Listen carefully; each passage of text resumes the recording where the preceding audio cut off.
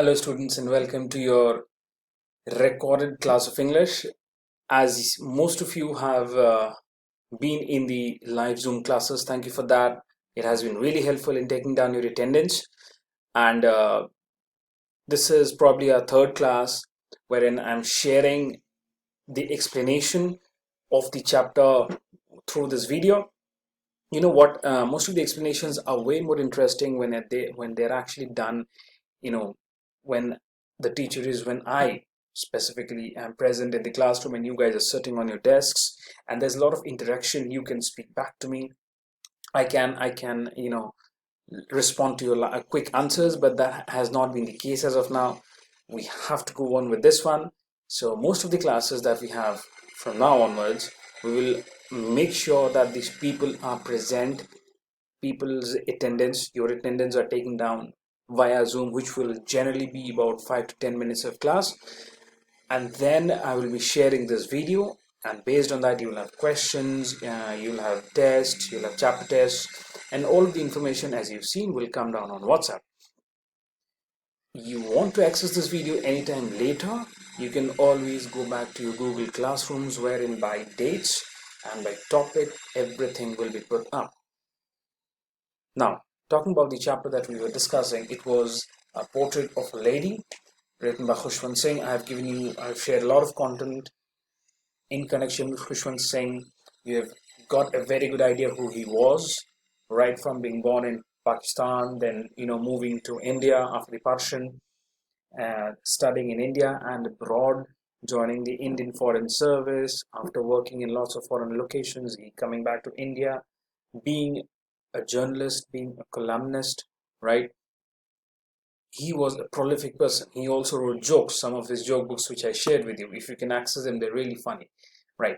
So today's chapter, I'll try to explain the few basic structure, the progression of the chapter. It's called the portrait.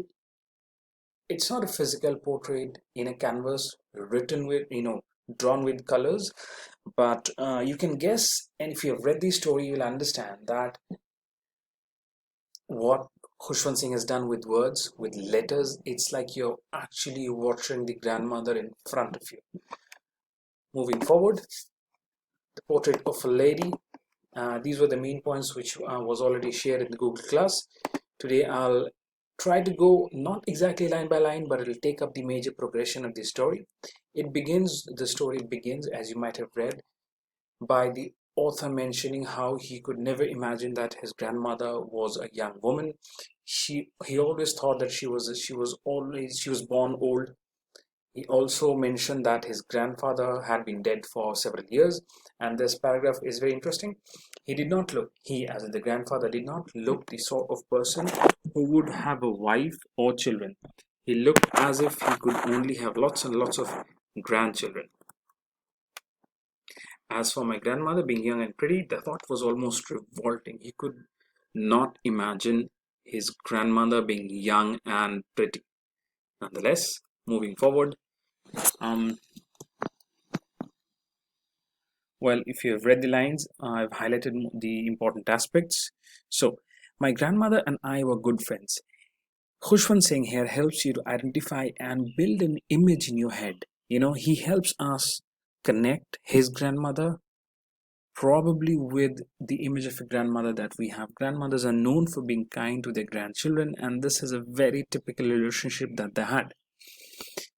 So the story deals a lot about his young life when his parents left to New Delhi, and he and his grandmother lived in this place called Hadali in Pakistan today. And New Delhi is somewhere over here. So at that point of time, there was no border, and people did travel from one point to another. Now about the story.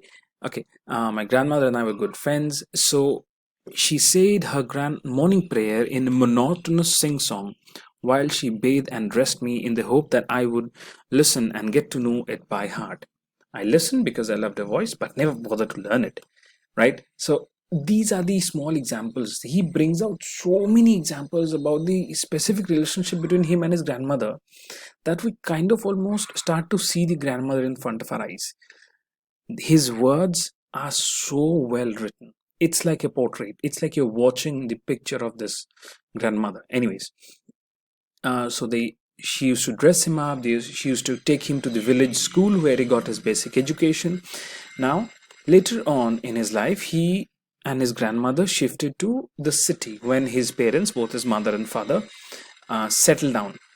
Interestingly, you might be knowing that his father used to work as an architect, and he was one of the first person to start building, the apartment flats that we have today. He was one of the first person to build an apartment flats way back in the national capital at that point of time. It was many years ago, of course. Anyways, so that was a turning point in our friendship. What was the turning point? Them moving to the city, and his grandmother no more taking him to school, because now he used to dress up, take a school bus, and go to an English medium school. Right, you see, English school in a motor bus. Right, as years roll on, he grew up, and he used to speak about his education to his grandmother. And if you read page number 5, this paragraph, you'll realize his grandmother never approved of the kind of education that the author got. She was almost like, no, I don't like this westernized education, not my cup of tea. I don't really prefer it. You don't get to study about the scriptures, you don't study about the religion, prayers, so to say, not religion, but she talks more about the scriptures and prayers, and she was not really happy about it, mostly because she couldn't connect. Now, moving forward, later on, when I went up to university, St. Stephen's College, when I went up to university, I was given a room of my own. The common link of friendship. What was the common link? Both of them living in the same room. He got a separate room, and the friendship was broken. My grandmother accepted this seclusion. Seclusion means being alone, with resignation. She was not really happy about it. Now he goes on to explain a bit more about what happened over the years, how his grandmother changed, and one thing he keeps on mentioning, that to him, his grandmother never seemed to grow any older. She always remained old. Right, that's very interesting. And if you ask me, even I think, I've seen both my grandmothers. One of my grandmothers still alive, and since the years I was born till now, I have always seen her the same way. Like, I've never seen her change, grow any more older or anything like that. Okay, so this paragraph tells us about when he moved to London for his further studies. He planned that he would be in London for 5 years, and he was pretty sure his grandmother is not going to live for the next 5 years. He was really sure she's going to die. So this paragraph is really important. Silently, she kissed my forehead. The moment when he was leaving, he was in the airport. Silently, she kissed my forehead, and when I left, I cherished the moist imprint as perhaps the last sign of physical contact between us. Khushwant Singh thinks that I'm no more going to see my grandmother, with whom I'm so close. Does that happen? Not really. But as we move forward, it's very important for us to realize that we have a certain image of the grandmother. If you already don't have it, think about the grandmother. How they used to go together to school when he was young in his village, Hadali. When he moved to New Delhi, he used to live with his grandmother for several years until he finished school and went to college, but still he was really close to her. The physical closeness and the mental closeness is very important, for helps us. And he also described what his grandmother used to think about his education. She really didn't like it, but she still loved her grandson a lot. Well, anyways, this line is very important. Where is this? Yes, but that was not so. That was not so, as in the grandmother didn't die.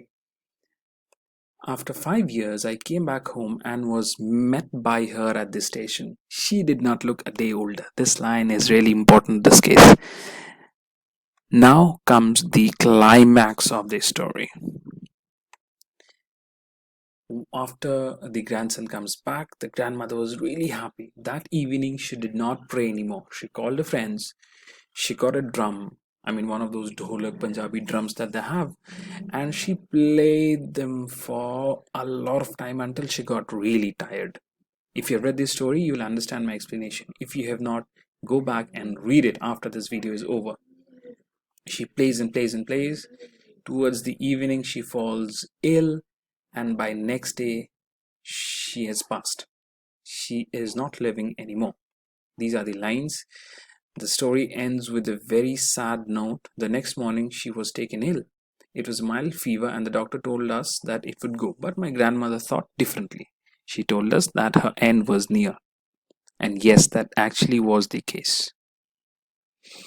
She lay peacefully in bed, praying and telling her beads.